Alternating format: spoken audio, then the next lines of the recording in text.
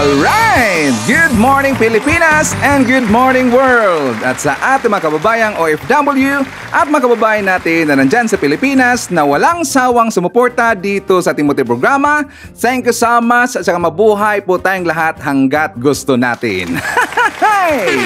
Anyways, kumusta mga kababayan?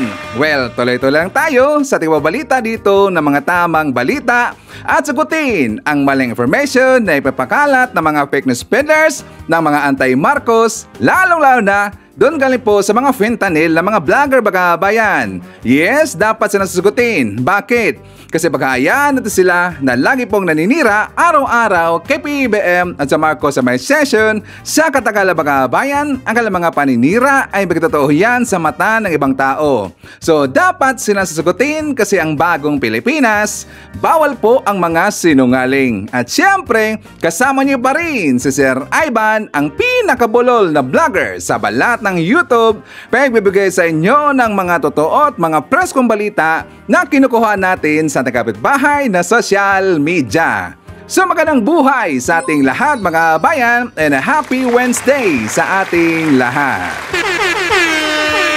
Okay, so before tayo mag-start mga bayan, well, syempre, as usual, i-check natin kung sino yung mga nakapasok sa ating top 5 commenters doon sa ating last vlog.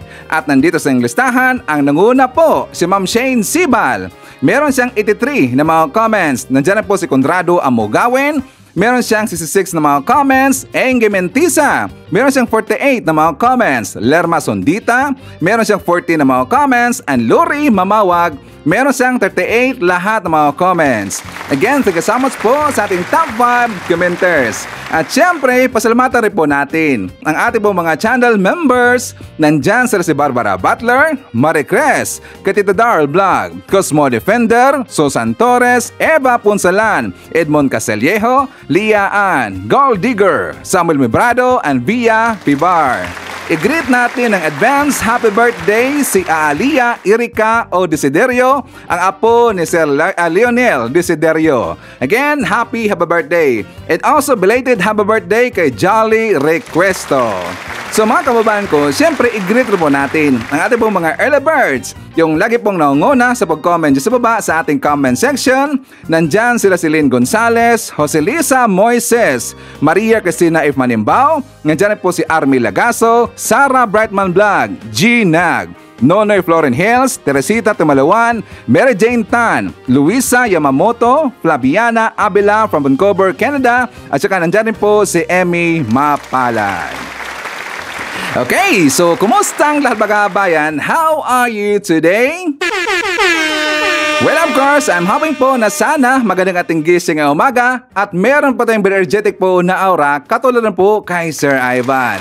At syempre, as usual, doon po sa ating mga kababayan po nagigising pa lang at wala pang energy. Don't worry, si Sir Ivan po ang bahala sa inyo kasi painitin ko po kagad ang inyong mga umaga kasi marami po tayong mga baon po ng mga pasabog, marami tayong mga baon po ng mga balitang mga mainit at syempre, madinibang po tayo ng mga katarantaduhan po, mga fake news na mga ipinabakalat ng kabilang kampo. Dapat natin silang kukurtin araw-araw mga kababayan kasi sila po ay pasaway at salot ng lipunan.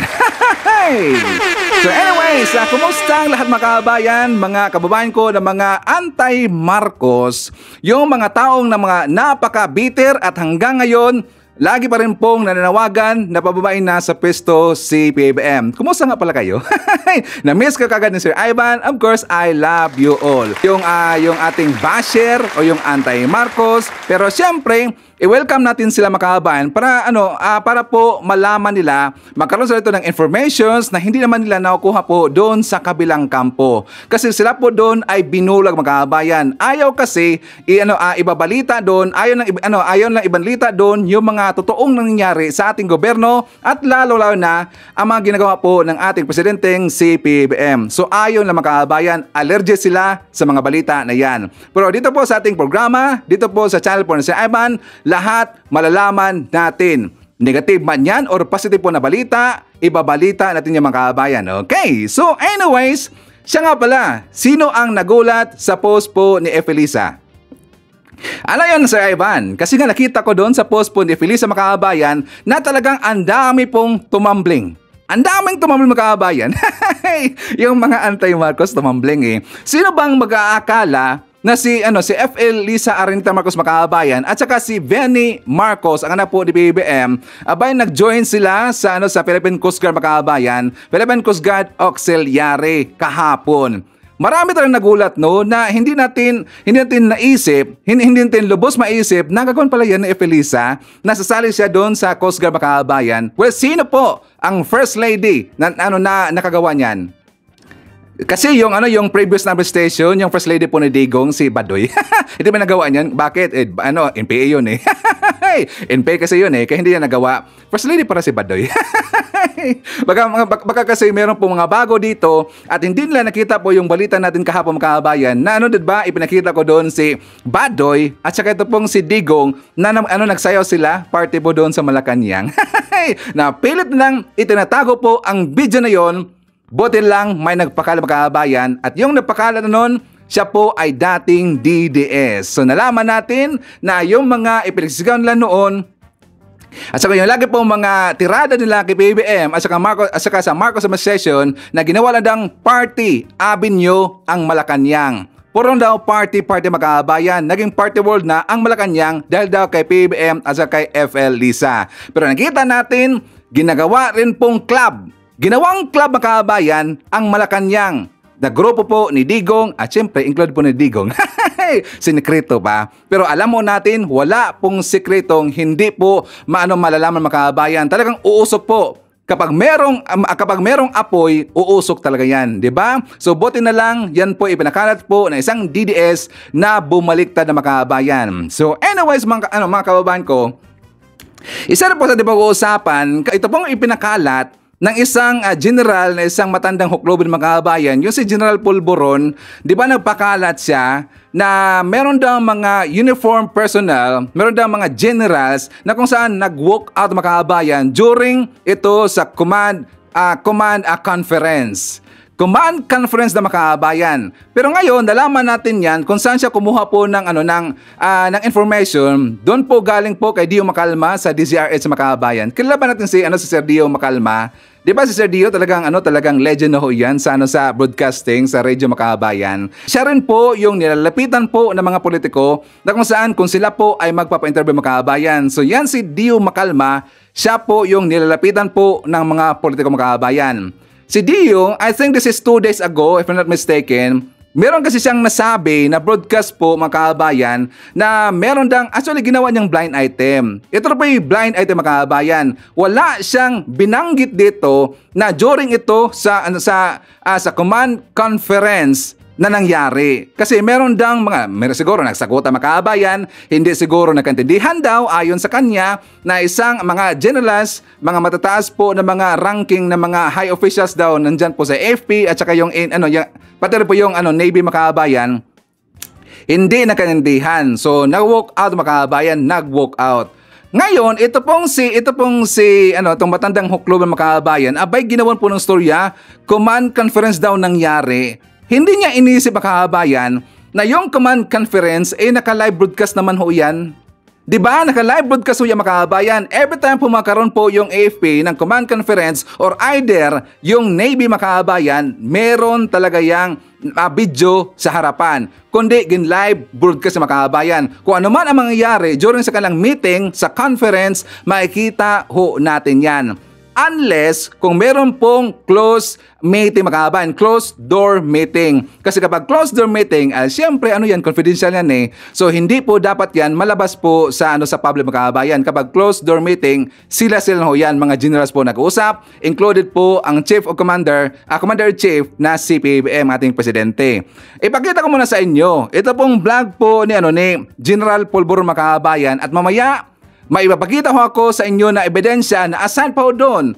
Nagsalita po, di ba, yung spokesperson po ng AFP, pati po ng Navy mga kababayan. May nakita rin po ako na sumagot po dito sa isa pong columnist at saka DDS mga kababayan, sinagot yon, talagang sinampal po ng ebidensya. For more details, let's watch this. Programa ni Dio Macalma sa DZRH. Ito, sikat na sikat itong Deo Macalma DZRH. Talagang isa ata sa pinaka sikat o pinaka malawak na reach na radio station sa Pilipinas. Okay, pakinggan natin si Deo Macalma sa kanyang programa at ito ang topic. Mga general nag-walk out sa command conference. Grabe. Ito, parinig ko lang yung boses ni Deo Macalma. Iba, ha? Iba po ang mga produkto ng Philippine Military Academy, mga kaibigan. Talagang mga officers and gentlemen. Bakit kanyo mahabigan alam nyo ba, ha? Abay, ayon sa aking bubid sa loob ng Campo Aguinaldo, Justice Sam, abay, akalain po nyo mahabigan bagamat nakipagtalo rin paminsan-minsan ang mga generals, pero iba yung kanilang attitude, yung kanilang pamamaraan. Abay, katulad na lamang ito, Apo Commander-in-Chief, Mr. President, good morning. Abay, nagkaroon po ng discussion, maibigan. Mainitang discussion ng isang top general at isang opisyal ng gobyerno, mahabigan, ha? Abay, siyempre, anong pinagtalunan? Tungkol po sa national security issue, ha? At ang ginawa nitong general, abay, iba ang breed talaga ng mga taga-PMA, mga mista, ha?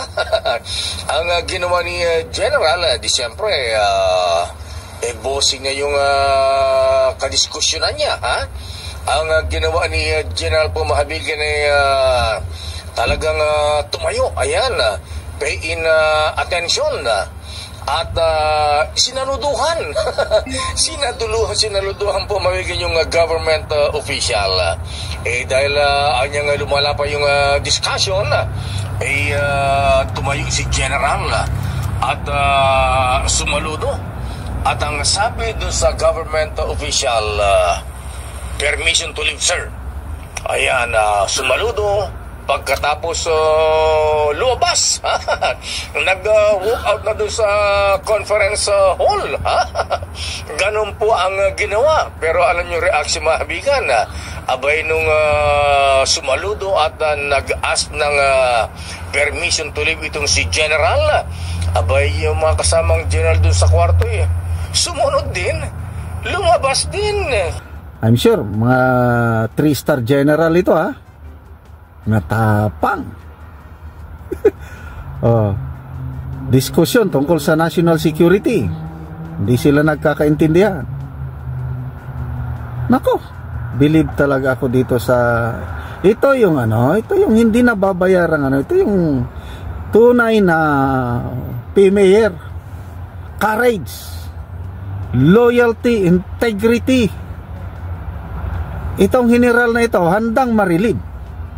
Relieve me, so what? Sabi niya. Although hindi niya sinabing ganon. Hindi niya na matanggap yung takbo ng discussion siguro. Labag na sa kanyang pinapaniwalaan na tama, kanyang prinsipyo. Sumaludo. Permission to leave, sir. Hindi na sila kakaintindihan, Kaliwat kanan ng mga conferences dyan. Nakaka-attend ako yung mga ganyang conference. Presided by the Chief of Staff. Minsan-minsan, presided by the Secretary of National Defense. At talagang, kung minsan, mainit na talakayan. At nagbo-voice out kami. Kasi kaya nga conference. Okay, so binanggit niya, makabayan, command conference daw. Doon pa lang fake news na yun, command conference. Kasi nga si Deo Macalma, wala siyang sinabi po na command conference, kundi meron ng general lumabas po sa conference hall. Marami namang conference hall, mga kabayan, at saka yung event, yung meeting po, kasi be specific yan meron pong command conference. Meron po ibang po na mga meetings na nandun rin po sa mga conference, mga kabayan. Iba-iba naman kasi yan. Kapag, ulitin po natin, kapag command conference, nakatelevise ho yan. Pero wala pong nangyaring ganyan, mga kabayan, wala po. ang napakalat na po yan na nagyari daw sa command conference, ito na pong si General Polvoron. Ngayon, siyempre, sinakyan kaagad po yan ng kabilang kabumakabayan, yung mga fake news peddlers, si Roking, si Jason Sa, si Trixie. Nakita ko si Trixie. At saka napag-usapan rin po ito ng kabilang mga kampo ng mga vlogger makabayan. Alam naman natin yan. Kasi kapag makikita sila ng mga butas or pwede lang i-rebat dito sa tipong mga ipinaglalaban natin makabayan. Like for example, di ba, lagi nang sinasabi na gusto na hinikayat nila yung AFP, pati po yung Navy na makaklasan na dito ng suporta kay PBM. Di ba, lagi lang sinasabi ho yan at lagi lang iniingganyo po ng hanay po ng kapulisan, iningganyo nila yung hanay po ng mga military. Ngayon, nakakuha sila ng ganun po information na galing po kay Dio Macalma na kung saan kay Sir Dio, actually positive naman po, sinabi po ni Sir Dio, wala siyang sinabi po na command conference. Walang sinabi ng ganun makabayan. At baka, ito pong si Dio Macalma makabayan, baka siya po na fake news po ng kanyang bubuwit. Kasi di ba lagi pong sinasabi po sa kanyang mga blind items, kapag meron siyang blind items, lagi niyang sinasabi na galing po sa kanyang bubuwit. Pero doon po kay Hital Makaban, kay Bukeke, galing po sa puting ahas. Di ba? Kay Dio Macalma, bubuwit makabayan. So baka malamang sa malamang si Dio Macalma na fake news siya ng kanyang bubuwit. Ipakita ko muna sa inyo makabayan, ito pong sagot makabayan ng mga hanay po ng AFP pati rin po ng Navy. If you're referring to the command conference, that's fake news, no? I was there personally. There's nothing of that sort that happened. It was a very professional change of ideas and discussion, and there was also a lot of updates that was given. It was all positive, ended on a positive note. That is 50% fabrication, 50% imagination, 100% false. The AFP, senior officers, and the entire organization for that matter, conducts itself with the highest level of professionalism. Let us be very careful in picking up stories and check on the veracity, especially of the source. Ano nga motive din, sir? Ba't may mga ganitong lumalabas? Anong motibo, sir? Marites warfare. The AFP is a professional organization. We conduct ourselves with the highest level of professionalism. The chain of command is intact.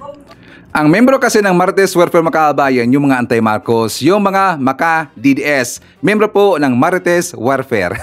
Mga gonggong kasi, mga fake news spreaders makabayan. So, di ba, ginclear dito ng FP, pati po ng Navy, na intact pa rin po ang loyalty, ang loyal doon po sa kailang Commander-in-Chief kay PBM. So, wala pong nangyaring ganyan makabayan. Yan lang po ay kamartisan at yan po ay bunga po ng imahinasyon ni General Polvoron. Ngayon, kasi nga, siyempre, kumalat kagad yung makabayan at nakita ho yan na isang kalyado nila, ito pong si John Abines. Si John Abines makabayan, I think if I'm not mistaken, siya po ay kolumnista at siya po ay pure DDS makabayan. Bakit mo nalaman si Ivan? Siyempre, nilagay niya Sabi niya, I am DDS. Klaro, I am DDS. So, DDS siya makabayan. Philippines is going down the drain with President Marcos going all out as full-fledged US puppet. Basta marami siyang sinabi makabayan. Pero klarong-klaro talaga kasi tininan ko po ang kanyang Facebook. Lahat ng post niya against po kay PBM. Pero marami rin po siyang post makabayan na agree siya sa mga Duterte. Ang ibig sabihin siya po ay DDS. Nakita po ang kanyang post, actually nakita kasi ni John Abines yung pong vlog po ni General Polvoron makabayan. Ay siyempre sinakyan kagad.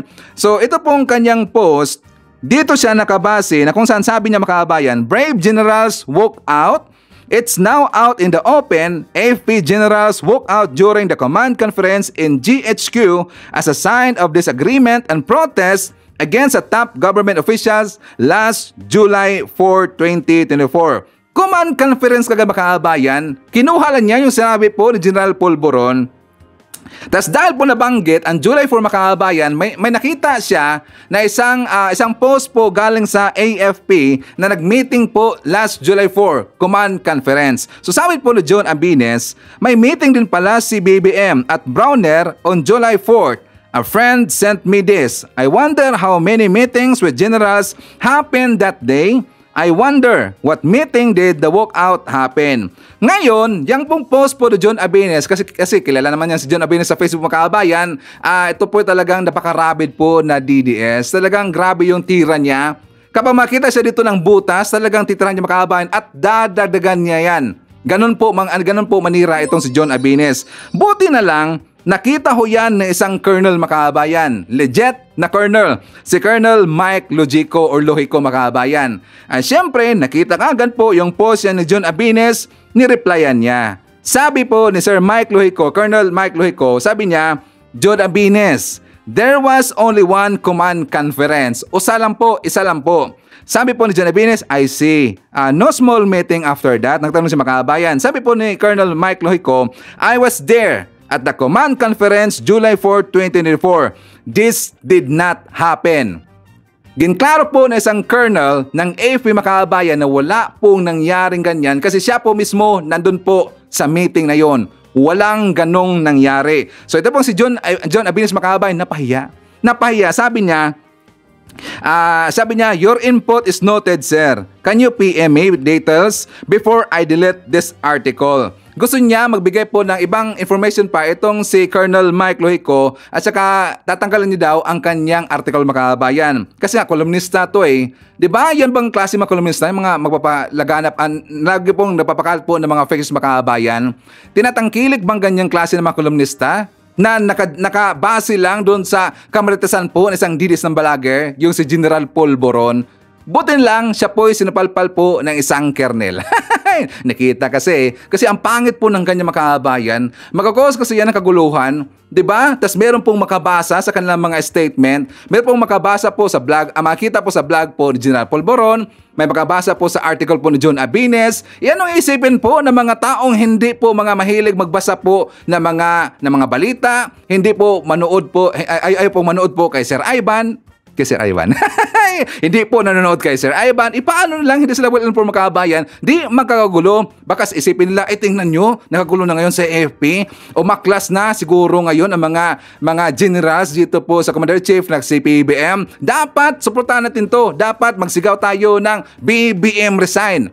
Magkaganyan makabayan. Di ba? Delikado kasi yan eh. Buti na lang, lahat ng mga high-ranking po ng mga opisyalis dyan sa AFP at sa ng Navy, nagkaisa sila kagad mga kabayan. So sila po'y napalaganap kagad ng mga statement na totoo at sinasagot nila yung mga fake news peddlers po na papakalat dyan sa Facebook or sa social media. Okay? So anyways, for the mga kabayan, siya nga lang, paalala po no, dito po sa mga walang kwenta. Ano bang term dito itatawag natin? Yung magunggong na mga tao, yung mga salot ng lipunan na nandyan sa Pilipinas at ayaw umunlad ang Pilipinas. Kasi meron pong nangyari last Monday makabayan. Ito po yung balita po ng The Philippine Star. Meron kasing bago, in-install po na elevator sa dyan po sa EDSA bus lane. Babasahin ko lang po yung balita makabayan para hindi po tayo magkamali. The Philippine Star, unidentified suspects destroyed some of the newly installed elevators at stations of the EDSA bus lane. The Metropolitan Manila Development Authority reported on Monday. So ito po yung bago po in-install po na elevator makabayan. Siguro napagtripan po ng mga gonggong ng mga tao, yung siguro mga anti-Marcos ayaw pong sumuporta sa gobyerno natin at siguro nakikita nila na umuunlad na unti-unti ang Pilipinas, pinipigilan ng makabayan. Sila po yung mga taong dagdag talaga, yung mga dagdag pasakit dyan sa Pilipinas, yung dumagdag po sa problema ng Pilipinas makabayan, yung mga salot ng lipunan, kapag meron pong improvement na nakita dyan po sa Pilipinas, sa gobyerno natin, mga projects po ng Marcos administration, sinisira ng makabayan, ayaw nilang makita ng ganyan. Kasi sila po ay allergy sa mga ganyan. So dapat yung ganyan po ng klase ng mga tao, dapat itapon ho yan sa dagat. At saka kung gusto nila, doon lang po sa ibang country sila manirahan makabayan. Doon sa China, pwede siguro sila doon. Okay, so pag-uusapan po natin makabayan, yung update natin kahapon, di ba kung maalala ho natin, napag-usapan ho natin si Mike Cervera. Kasi nga, meron siyang balita, kasi nga nandun siya sa California makabayan, na meron siyang sinamahan kasama po na magkakaso dito kay Hitad, kay Bukeke. Kaya nga, grand slam na ngayon sa kaso ito si Bukeke, si Hitad makabayan. So meron siyang sinamahan. Pero kahapon kasi, hindi po ipinakita ni ni Mike Cervera kung sino yung magkakaso mga kababayan. At hindi rin po niya ipinakita kung sino po yung nakuha nila na lawyer dito po sa kanyang kaibigan na sinamahan niya na magkakaso po kay Hitad. Until, before po nag-vlog si Sir Ivan, nakita ko po yung post po ni Mike Cervera na si Attorney Camille Vasquez pala ang kailang kinuha po na attorney makabayan. Kilala ba natin si Camille Vasquez, Attorney Camille Vasquez? Nakita nyo na ba yung kaso po, yung hearing po ni Johnny Depp makabayan? At siya doon po versus sa kanyang asawa, yung si Amber.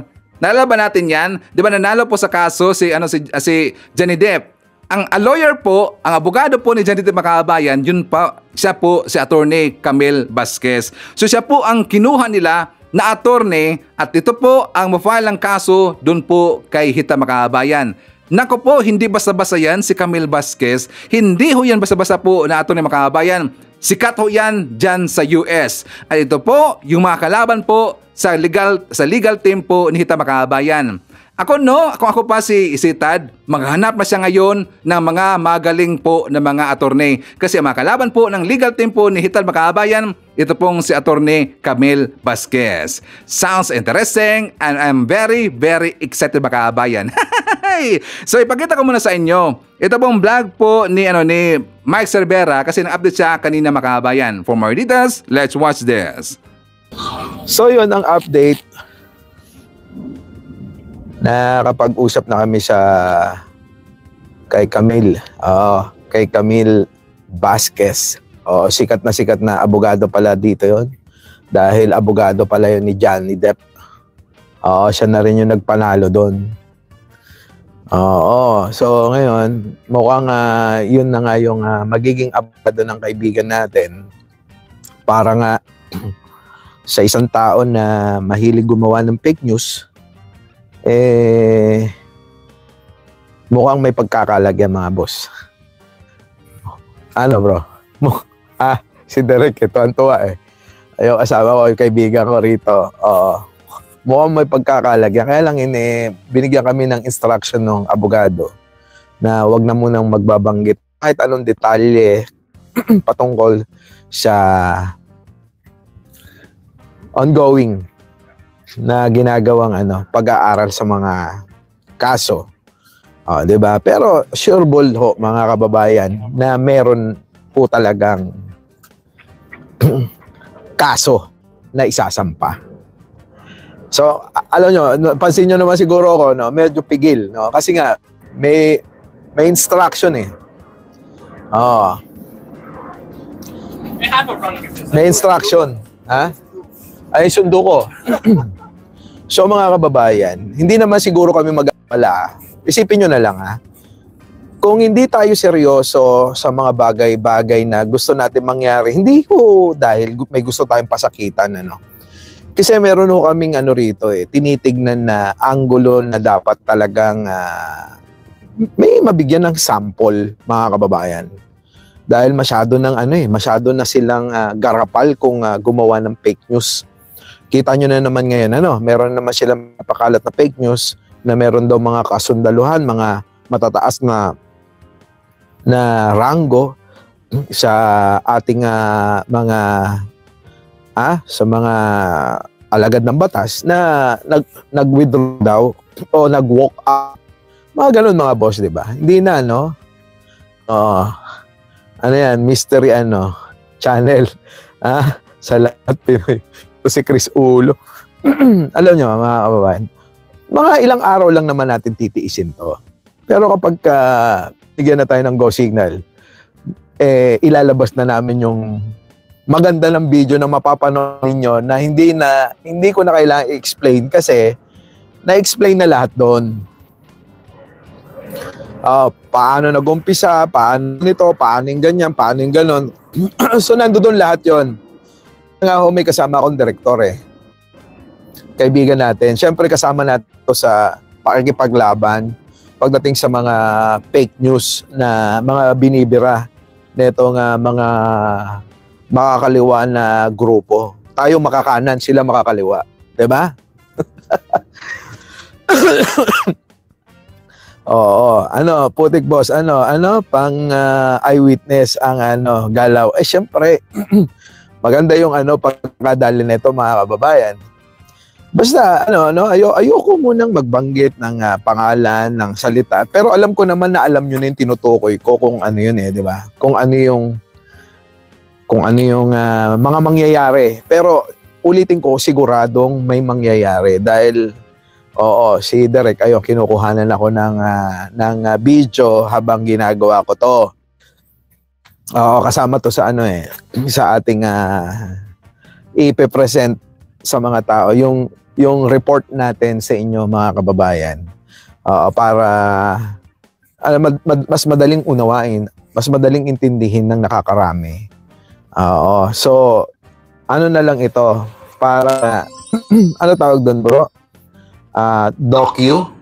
Okay, so ang hindi pa natin alam, mga kababayan, kung sino yung mismong magkakaso doon kay Hitad. Hindi pa kasi pinapangalan dito ni Mark Silvera Kasabi niya, kasama niya daw. So, maisip natin na hindi po basta-basta yung tao na yung, mga kababayan. Bakit? Attorney pa nga lang. 'Di ba? Big timer po na attorney niya, mga kababayan. Hindi yung basta-basta. So, yung mga nakaka-afford po ng ganyang klase po ng mga attorney, ay siyempre mapira talaga yung, mga kababayan. At saka meron kong nakita na vlogger na sabi niya na si Manny Pacquiao, mga kababayan. Si Manny Pacquiao daw. Yung kasama po ni Mark Silvera, si Manny Pacquiao, mga kababayan, sinamahan na daw ni Mark Silvera. So, ang kinuha po ni Mark Silvera, ang kanilang pong nilapitan, yun pong si Attorney Camille Vasquez. Totoo ba na si Manny Pacquiao? Grabe, no? Bakit naman si Manny Pacquiao? Well, anyways, before tayo mag-forward, mga kababayan, shout out natin. Nandyan po si Ribaya Edith, Leonardo Steliero, Mayes si Bohano, nandyan po si Romana Manuel, Mercy Anchita from Hong Kong, Lenda Lim from the city of Ilagan, Isabela. Kasama rin po natin si Lilian Naliabe, Rose Guevara, Yolanda Talastas. Nandyan po si Naples, Italy, Euphemia, Gloria Marquez, Lorna Basilisco, Antonio Payos, Margarita Figaro, and hi to Severino Calob. Nandiyan po si Ronelyn Lamsen. Hello po from Wellington, New Zealand. Shout out daw sa kanyang katrabaho na nandiyan sa Shuna, McFarlane. Sila si Ronnie, Ace, Camini, and Andrea. Okay, so mga kababayan ko, ipakita ko muna sa inyo po yung good news. Kasi siyempre, para po malaman ng ating mga viewers, ng mga bago na nandito po sa ating channel, na meron pong ginagawa siyempre ang Marcos Administration. Isa po sa event po ni PBBM kahapon, mga kababayan, nagpunta siya doon sa outside sa Luzon, sa Iloilo. Kasi meron po itong opening po ng Project Phase 2 ng dam na JRM, mga kababayan. So, yung proyekto na yun, doon po sa Iloilo. At saka alam niyo po, nakita natin doon si Drilon, mga kababayan. Na nakita nga sa video si Drilon, kasama ni PBBM. Kasama ni PBBM, siyempre, alam niyo na po yung pag-uutak po ng kabilang kampo ng mga anti-Marcos. Kayo na team da ngayon ni PBBM si Drilon, mga kababayan. For more details, let's watch this. Pinasinayaan ni Pangulong Ferdinand R. Marcos Jr. ang pinakamalaking water reservoir project sa labas ng Luzon na tiyak na makatutulong sa maraming magsasaka. Yan ang ulat ni Alan Francisco. Naabutan namin ang magasakang si Renato na abala sa pagtatanim ng mga palay sa inuupahan niyang sakahan sa Kalinog, Iloilo. Mabuti na lang aniya at umulan kaya busog sa patubig ang kanyang mga pananim. Hindi gaya noong nakaraang mga buwan na dahil sa El Nino, nahirapan siya. Mahirap talaga kapag naghihintay lang kami ng ulan. Walang kung kailan lang magdating yung ulan, yan na makatanim kami. Pero kung walang ulan, hindi. Malapit nang matapos ang problemang yan ni Renato dahil pinasinayaan na kanina ang pinakamalaking water reservoir project sa labas ng Luzon o imbakan ng tubig sa Iloilo at mismong si Pangulong Ferdinand R. Marcos Jr. ang nanguna rito. Ito ang mga dams ng Halaur River Multipurpose Project Stage 2. Higit 4 na dekada nang natapos ang first stage ng proyekto noong 1982 sa panahon ni dating Pangulong Ferdinand E. Marcos Sr. The JRMP2 has 3 key components: the irrigation development, the environmental and watershed management, and institutional development. Sa pamamagitan ng proyekto, tiyak ng irigasyon ng mga magsasaka na magpapaunlad sa agrikultura sa Iloilo. Nagpapasalamat kami kay Pangulong Marcos at sa gobyerno dahil natuloy ng Halaur River project nito at malaki nang magtutulong sa mga magsasaka. Inaasahang mapatataas nito ang produksyon ng palay sa Region 6 sa 160,000 metric tons. Makatutulong din ito sa paglikha ng 6.6 megawatts ng hydroelectric power. Additionally, it is also proposed to develop inland fishery, floating solar energy systems, and eco-cultural tourism in the near future. Ang proyektong ito ay simula pa lamang aniya ng pagpapaunlad sa water resources ng bansa. Our water development projects would not just bring irrigation or potable water to our people, but will also help address flooding, produce food, generate electricity, and develop tourism activities. 20 bilyong piso ang halaga ng proyekto at naisakatuparan sa pagtutulungan ng mga ahensya ng gobyerno tulad ng National Irrigation Administration at ng South Korean government. In Bagong Pilipinas, we are strategically harnessing our finite resources, especially water. We are also wisely investing our limited funds in projects that will bring optimal development for the most number of beneficiaries in the most efficient manner. Ang paunang pag-agos ng patubig na yan ayon sa mga magsasaka ay patunay at simbolo ng pag-agos ng pag-asa na magpapabuti sa sektor ng agrikultura hindi lang sa probinsya ng Iloilo, kundi sa buong rehiyon ng Western Visayas. Okay, kung napapansin nyo mga kababayan, di ba napansin natin si PBBM na nakafocus siya sa mga farmers? Sa farmers po natin, lahat ng mga needs po sa agriculture, mga needs po natin kababayan po ng mga farmers, magsasaka, sinusuportahan po mga kababayan. Talagang full support si PBBM. Binibigyan nito ng mga cash assistance, mga machineries at talagang kakulan po ng mga tulong, suporta dito po sa pagsasaka mga kababayan. Kasi nga, kung maalala natin, meron pong ambisyon si PBBM. May ambisyon po ang Marcos administration. Sabi po, naalala ko niya na before po matapos ang term po ni PBBM, gusto niya na maging rice sufficient na ang Pilipinas. Gusto niya, at ito po ay plano po ng Marcos admin na sa darating po in the future, before po matapos po ang term po ni PBBM, makapag-export na ho tayo ng bigas mga kababayan. Kaya kung napapansin niyo, nakafocus ngayon si PBBM sa agriculture kasi yan rin po ang gusto ng kanyang papa, si Apolacay mga kababayan. At yun po ang naging focus po ni Apolacay sa kanyang term, sa kanyang pamumuno, yung agriculture. Kasi nga 'di ba sa panahon po ni Apolacay, tayo po exporter mga kababayan. So yung format na yon, ang idea na yon, ginaya po ni PBBM. So ngayon, sa panahon po ni PBBM, nakafocus siya sa mga farmers. Kasi hindi yan ginawa kasi ng mga previous admin mga kababayan after po ni Apolacay. Kasi nga after po ni Apolacay, kawawa talaga yung mga farmers ho natin, 'di ba? Pati po yung mga mangingisda ho natin. So buti na lang, naupo na naman po ang isang Marcos. Happy ngayon ang mga farmers mga kababayan. So ngayon, dahil po wala nang maibato ngayon yung mga anti-Marcos makabayan, kasi nga saan ba sila titingin sa mga issues ngayon? Kasi yung issues po ngayon na mga ibinabato nila na mga wala dang ginawa si PBBM, 'di ba? Yan po lagi pong pinaka-main talaga nila na mga binibataan po ng mga salita na wala dang ginagawa si PBBM, nagpa-party lang daw, which is that is a fake news. Nakikita natin si PBBM na marami pong ginagawa at marami pong nagawa at talagang epektibo po ang kanyang ginagawa mga kababayan. So, umiskip na naman po sila ng ibang issue. Kasi ang kalamang issue po na mga binabato mga kababayan, kasi nga, siyempre, ang mga issue nila, kinukuha na po doon kay Hitad, kay Bukiki, hindi epektibo. Bumalik sila sa Maharlika Investment Fund mga kababayan. Di ba yung Maharlika Investment Funds ay Maharlika Investment Corporation na ngayon, pero yan po ay Maharlika Investment Funds. Isa po sa nagbati ko sa mga kababayan, the other day before, I think this is 2 days ago, vlog po ni Butanding ang Maharlika Investment Fund mga kababayan. At ang sabi niya doon, wala dang nakita na wala dang nangyayari daw. Sabi niya, wala dang nangyayari sa Maharlika Fund mga kababayan. At yan rin po'y sinakyan ay siyempre kapag meron pong isang mag-uumpisa po ng mga DBS, na mga bayaran mga kababayan na attorney, susundan kagad yan ng kanilang mga alipores. Sumunod kaagad itong si Malu Tikia mga kababayan. Ay ito po ang kanyang sinabi doon sa kanyang interview po kay Ka Eric. For more details, let's watch this. Kung titingnan natin yung kasaysayan ng Maharlika Wealth Fund, yan ay minadali. Yan ay wala sa legislative agenda.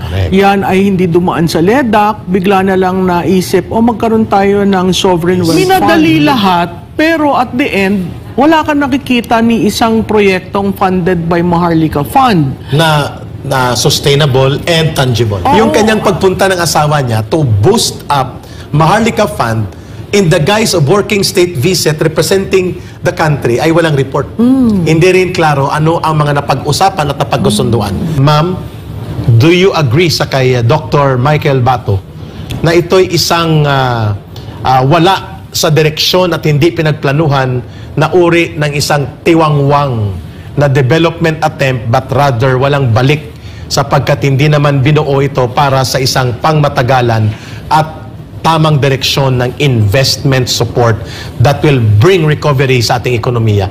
At ito isang artificial at isang pang media mileage lang na kunwari may wealth fund ang Pilipinas.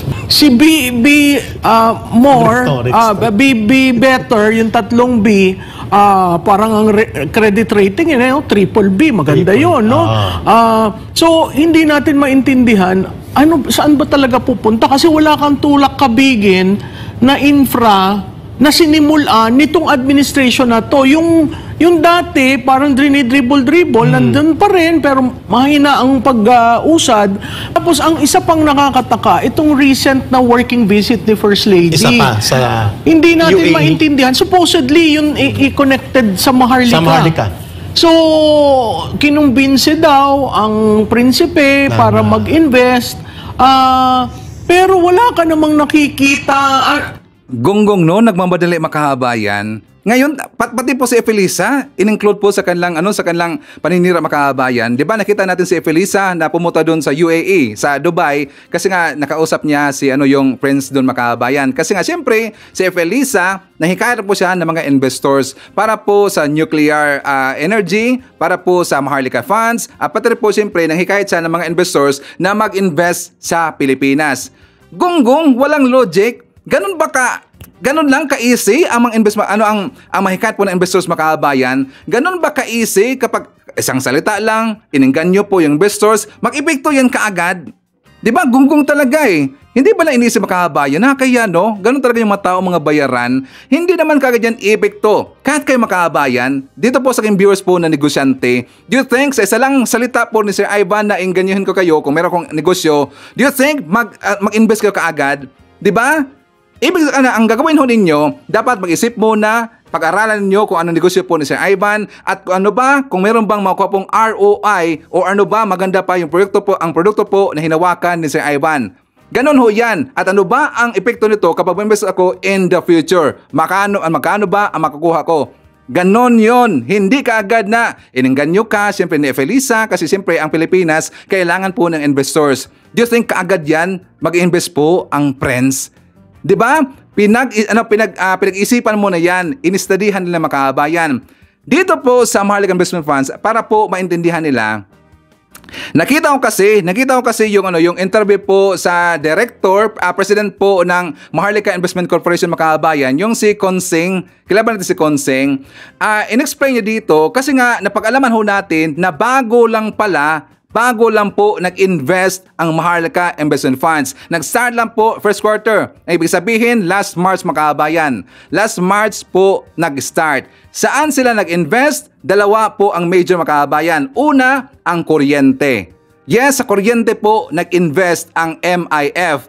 And second, sa agriculture makahabayan. Kung napapansin natin, di ba todo suporta si PBBM sa agriculture? Kasi gusto niyang uunlad po ang agriculture sa Pilipinas. Kasi kapag babagsak ang agriculture po sa Pilipinas, maapektuhan rin po ang Maharlika Investment Fund makahabayan. At hindi po ganun hindi po ganun kalaki ang perang inilaan po sa agriculture. Bilyones makahabayan. We are talking here like 150 billion pesos, 100 billion pesos, ganun po kalaki. Pero kapag sisortihin tayo sa agriculture, malaki po ang balik niya makahabayan. Bakit? Yan po ang pinili po ng director na si Consing kasi klarong-klaro po ang ROI sa kuryente. Bakit hindi ba gumagamit ng kuryente ang mga Pilipino makahabayan? Hindi ba gumagamit ng kuryente ang mga establishmento po dyan sa Pilipinas, ang mga negosyo or yung mga households? Hindi ba gumagamit ng kuryente? Kaya doon sila nakafocus muna for the meantime kasi dalawa makahabayan. For the meantime, sa kuryente muna. And second, sa agriculture. Ngayon, naintindihan natin kung bakit nakafocus si PBBM sa agriculture. Gets? Ipakita ko sa inyo yung balita mga kabayan. For more details, let's watch this. Ipinaliwanag ni Maharlika Investment Corporation President and CEO Rafael Consing Jr. kung saan nagmumula ang pondo ng Maharlika Investment Fund na ginagamit din para sa iba't ibang proyekto sa bansa. Si Sujin Kim sa sentro ng Balita Live. Niya, ang Maharlika Investment Corporation ay ang state-run company na nangangasiwa sa 125 billion peso sovereign wealth fund ng bansa. Nitong 2024, nakatanggap ang Maharlika Investment Corporation ng 22.2 billion peso budget mula sa pamahalaan para sa mga proyektong pamumuhunan nito. Tahing estratehiya ng Maharlika Investment Corporation. Una ay ang anyayahan ng mga foreign at domestic manufacturers na magtayo ng mga pasilidad sa sektor ng agrikultura at enerhiya. At ikalawa, mamuhunan sa mga infrastructure projects tulad ng mga toll roads, tulay at paliparan para mapalakas ang turismo sa bansa. Binuo po yan ng gobyerno para makapag-invest. Dalawa po yung kanyang objective. No? Una ay, of course, magkaroon ng return of capital. Pero ikalawa is to be able to push yung sinasabi nating socio-economic development goals. Pinaliwanag ni Consing na ang MIC ay tumatakbo bilang isang private equity kung saan ang pamumuhunan ay ginagawa direkta sa mga kumpanya at hindi sa mga stock at foreign market.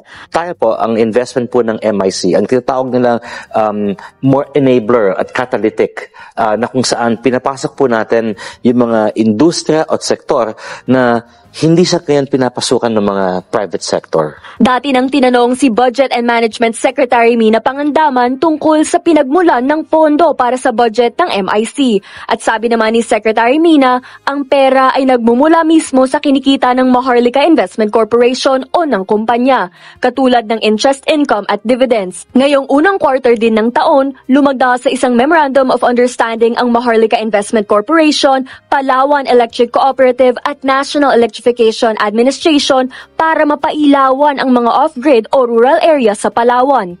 Para mapatatag ang Palawan Grid bilang preparasyon na rin sa pagiging interconnected nito sa national grid. Patuloy na isinusulong ng MIC ang mandato nitong makamit ang optimal rate of return para sa pamahalaan at sambayanang Pilipino. Kuryente ang unang-unang kinakailangan ng lugar para lumaki. Kung titignan po natin, ang makakapagbababa po ng presyo ng kuryente ay yung tinatawag nating renewable power. At doon po tayo magko-concentrate. Plano rin ng Maharlika Investment Corporation na bumuo ng mahigit kumulang 2 milyong ektarya ng idle government land para maging agro-industrial states. Samantala, ayon kay Consing, sa pag-aaral ng Maybank, may 2.1 times na multiplier impact ang Maharlika Investment Corporation. Ibig sabihin nito, sa kada piso na pamumuhunan ng MIC, may 2.10 pesos na return. To help sustain the high government or economic growth ng Pilipinas. Ikalawa po is to create jobs, to reduce poverty by creating jobs. At third is to promote sustainable development. Niya, binigyang diin ni Consing na ang private equity ay nangangailangan ng mga skills na hindi pa available sa gobyerno, kabilang ang mergers and acquisition. Kaya naman nangampanya si Consing na maturuan o humingi rin ng kaukulang compensation para sa mga professionals na may hire para maipasok sa Maharlika Investment Corporation. At yan ang latest mula rito sa Quezon. O yan, so dapat nga i-forward natin tong video na to doon kay Tikia at saka ni Kairi Makabayan. Kahit kunti man lang, no? Kahit kunti man lang a piece of information dito po sa explanation po ni Director Consing ng MIC Makabayan para maintindihan naman nila kung ano na ang estado at ano na yung flow ng Maharlika Investment Funds para alam rin po kahit kunti Makabayan, hindi dapat yung magiging tanga, gunggong talaga eh. Tas ganyan po yung ipinapakain nila na information doon po sa namang nauto Makabayan. Ito naman mga uto-uto na mga viewers, ganun pala. Walang kwenta talaga nung gobyerno natin, no? Walang ginagawa, sayang lang yung budget. Hindi nila malalaman Makabayan, di ba? So please, patuloy naman po, i-share natin ating video, okay? So anyways, i-share po natin. Nandyan po si Bernadette Bachiller, Noni Vati, Maricruz Hernandez, Orlando Esperanza, Aspernito, Helen Martinez, Caroline Campos. Nandiyan na po si Magalion Ortiz Joseph, Alicia Lic, hi to Gemma Sampelo Camarines.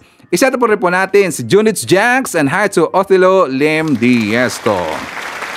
Okay, so ipakita ko sa inyo mga kabayan, yung vlog po ni Mike Abe, kasi nga dito sinabunan po niya si Kibuloy at saka itong si Duterte. For more details, let's watch this. Hanggat hindi po naniniwala sila sa batas ng Pilipinas, sa ating mga batas na umiiral tungkol sa paghahanap ng hustisya, mahihirapan talaga sila. Dahil ang kailang iniisip sila ang tama, sila ay walang kasalanan, gawa-gawa lang ang mga kaso, gawa-gawa lang ang issue. Hindi po ganun At kung ito man ay gawa-gawa, nasa korte na ang kaso. At ang korte lang po ang magre-resolve niyan. Kaya nga may proseso para maliwanagan kung totoo ba o hindi, matibay ba o hindi, ang akusasyon ng mga di umano'y biktima ni Kibuloy. Yun po yan May kumplenan. At nakita yung probable cause, kaya ito ay mayroong court order at pinapa-aresto siya. At ngayon nga itinuturing na ng ating gobyerno na pugante si Kibuloy. Sabi ni Secretary Abalos at sabi ngayon mismo ni Pangulong Marcos. Kasi nga, hinahanap siya, hindi siya nagpapakita, hindi siya nahuhuli. Ang pininiwalaan, nagtatago siya. Pugante ang dating. Okay? Ito kaya ko pinapaliwanag kasi dun po sa mga galawan, observation, namomonitor ko kasi yung galaw nila Pati yung mga statement nila sa social media. Talagang punong-puno sila ng kawalan, ng tiwala sa batas. At ang kanilang paniniwala, sila ang tama kaysa batas. Ay may mahirap yon.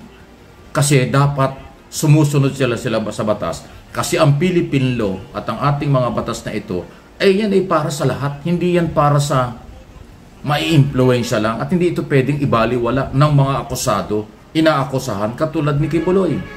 Kahit na anong meron kapangyarihan si Kibuloy sa kanyang paniniwala, may batas ang Pilipinas na dapat sundin. Ano man ang pinanghuhugutan niya kung bakit siya ay nagtatago sa batas, bakit hindi niya nirerespeto ang proseso ng batas, yun ay kanyang paniniwala lang. At hindi yan ang masusunod. Ang masusunod, ang court order, ang proseso ng korte. Humarap sa paglilitis, harapin ang kaso. Harapin, iharap ang ebidensya at testigo na wala siyang kinalaman o hindi totoo ang akusasyon. Hindi pwede yung paniniwala niya, hindi totoo yung akusasyon, paninira lang o sabuatan lang. Abay, hindi pwede yun. Kasi pagka ganyan ang masusunod at yan ang susundin ng gobyerno, wala nang hustisya sa Pilipinas. Pag yan ang sinunod, hindi matino ang gobyerno. Parang banana republic na kung sino lang ang ma-impluensya na kahit may akusasyon, tama man o mali, sasabihin, huwag natin pag-usapan yan, hindi naman totoo yan, o hindi ko iintindihin yan kahit nasa korte kasi hindi naman yan makatotohanan, harassment lang yan, kalokohan yun. Hanggat hindi niya iintindihan ni Kibuloy at ng kanyang mga followers at supporters at kanyang member ang rule of law, due process, proseso ng paghahanap ng katarungan, abay mahihirapan kayo tanggapin ang katotohanan. Inuulit ko, hindi pa siya guilty. Siya ay inaakusahan pa lang. Kaya nga siya ay pinapahuli ng korte ay para harapin ang kaso. Babasahan ang kaso. Pag sinabi niyang not guilty, di tuloy ang trial. Pag sinabi niyang guilty, tuloy pa rin. Pero at least may proseso. Hindi pwedeng ibaliwala ang proseso. Kahit sino kang ma-influensya, kahit bilyonaryo ka pa, kahit may mga tao ka pa kung ano man ang paniniwala mo, kahit na meron ka pang sinasandalang Bible o anak ka ng Diyos, ang anak ng Diyos o kahit sino, lahat tayo anak ng Diyos, lahat tayo sa ilalim sa batas, proseso ng batas. Hindi pwedeng taguan ang batas, hindi pwedeng ibaliwala ang korte. Ayan po kasi, inuulit ko, hanggat hindi nagbabago ng pananaw at paniniwala ang kampo ni Kibuloy, may problema sila. Hahanapin sila. Katulad ng sinasabi ko, nag-aagawa na ngayon ng pagbibigay ng impormasyon ng taong bayan dahil may 10 million sa ulo ni Kibuloy. 1 million each doon sa iba pang hindi nahuhuli. Kaya nahuli si Pauline Canada dahil sa 1 million. Ayan na po ang umiiral. Sa ayaw at sa gusto nyo, iyan na ang umiiral. Any comment, reaksyon sa ating mga paliwanag, malaya po kayo. Eto, puntahan natin ang Duterte. May problema sila. Hindi rin na alam kung bakit nangyayari yun. Siyempre, wala naman silang control dyan. Dahil ang PNP under ng PNP headquarters. Ang PNP national. Kaya nga Philippine National Police, Pangbansang pulis yan. Ito'y kaugnay nga po ng sunod-sunod na pagre-relieve. Walang nagtatagal na Chief of Police ng Davao, Office of the Mayor. Talagang pinapalit-palitan yan. Mayroong authority ang Regional Director ng Region 11, Davao Region, under General Nicolas Torre. Meron ding kapangyarihan ang PNP Director General na mag-relieve anytime ng kanilang itinatalaga. Dahil under ng PNP National ang lahat ng pulis sa buong bansa. Yan ang problema ng mga Duterte ngayon. Hindi nila mahawakan yon. Hindi nila makontrol yon. Maliban ho diyan sa problema lang sa pulis, napapalit-palit ng Chief of Police, hindi na makontrol ng mga Duterte ang pulis. Hindi katulad ng araw, pag sinabing Davao Police, parang kontrol ng mayor, pasintabi na. Ngayon hindi na. Hindi papayag ang headquarters sa Campo Crame na ganyan. Kaya nga, nung isang araw parang every 4 hours napapalit ng Chief of Police Yan po'y legal at walang pwedeng tumigil yan. Hindi kaya ng mayor yan ang pigilan dahil PNP higher authorities at headquarters ang nag-uutos niya. Okay, so dahil po napag-usapan ni Mike Abe yung tungkol sa Davao Makabayan, yung mga kapulisan doon, yung mga PNP chief na kung saan pinilit-palitan Makabayan, at saka kung malalaho natin, meron kasing balita noon na meron pong nadaki po na sakote ng NBI na yung mga Chinese officials, isang Chinese po na mga Makabayan, na mga Chinese citizen na kung saan kumuha po ng birth certificate ng mga piki Makabayan. Di ba meron silang piki po na dokumento na birth certificate, passport, or yung driver's license. Di ba doon sila kumuha po sa Davao kasi very easy lang po kukunin doon kapag ikaw po ay Chinese Makabayan. Kasi yan po'y balwarte ng mga Chinese. Hawak kasi si Digong ng China Makabayan. Kaya doon sila dumiretso kagad sa Davao para isa lang po kukunin yung piki po ng mga dokumento, birth certificate, passport, saka iba pa Makabayan. Kanina, before po nag-vlog sa Ivan, ito breaking news. Meron naman pong nasa kote na 1,200. This information was received by the National Bureau of Investigation from the Acting Civil Register of Santa Cruz, Davao del Sur. The NBI is also verifying reports that several of the 1,200 have criminal records. So yung mga nakuha po, nasa kote po ng NBI na 1,200 po ng mga piki, ng mga birth certificates, lahat yun Makabayan may mga criminal records. Grabe no? Grabe sa Davao Makabayan. Yung mga kriminal, napaka-easy lang po kukunin doon yung mga piki ng mga birth certificates, at yung mga kumuha po ng birth certificates, abay may mga criminal records, mga criminal Makabayan. Bakit lagi silang nagpupuntahan doon no? Sa Davao City? Siguro, siyempre, itong Davao Makabayan, dyan kasi mga kalokohan na hawak po ng mga Duterte, di ba? Kasi kapag ikaw po ay may pera, gusto mong kumuha po ng mga piki, tritso ka na sa Davao. Kasi doon, siguradong mga Makabayan. So, dapat na talaga linisin po yung mga opisyalis dyan sa Davao Makabayan, no? Tapos kapag mangyayari yan, papalitan po yung mga opisyalis na nakaupo dyan sa Davao City, abay magingay kaagad yung mga taga Davao, magingay kaagad itong mayor dyan na si Baste, magingay kaagad yung mga DBS na sinusupil daw yung Davao City. Hindi lang nag-iisip, tingnan nyo yung balita ngayon, tingnan nyo mga balita ngayon ng mga nasunod-sunod Makabayan, kalukuhan dyan sa Davao City, sa drugas, mga piki, kamanyakan, iba't iba pa, ang dami Makabayan, at lalong-lalo na ngayon, sa mga piking dokumento. At yan po ay national security threat Makabayan. So dapat lang talaga tatanggalin ang mga salot ng lipunan, mga bata-bata po, mga aliporos po ni Digong na nandyan po sa gobyerno. Kasi sila po ito yung mga kurap Makabayan. Ang daming kurap dyan sa Davao City. So dapat na sila po ay papalitan para wala ng pagkukunan po ng resource fund itong mga Duterte. Nagunggong kasi basta mga ganyang apelido, mga corrupt talaga di ba? Pasaway Makabayan.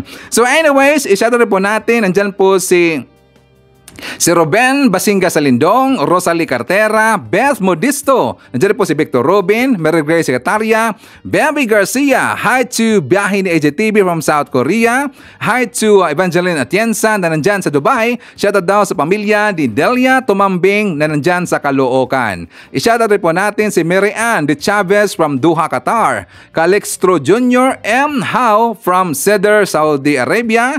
I-shoutout rin po natin si Vivian Torney, Angelita Rahul Sanger, Just of Do from Calamba, Laguna.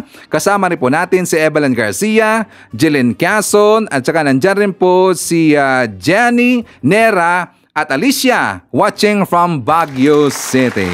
Okay, so yan po ang ating manakal ng mga balitang ngayong araw. Kung nakaabot ka po sa portion na to, sana nakapag-like na ho tayo. Libre po ang mag-share, libre din ang mag-subscribe. Again, maraming salamat sa mga viewers na hindi nag-skip ng ating mga commercials.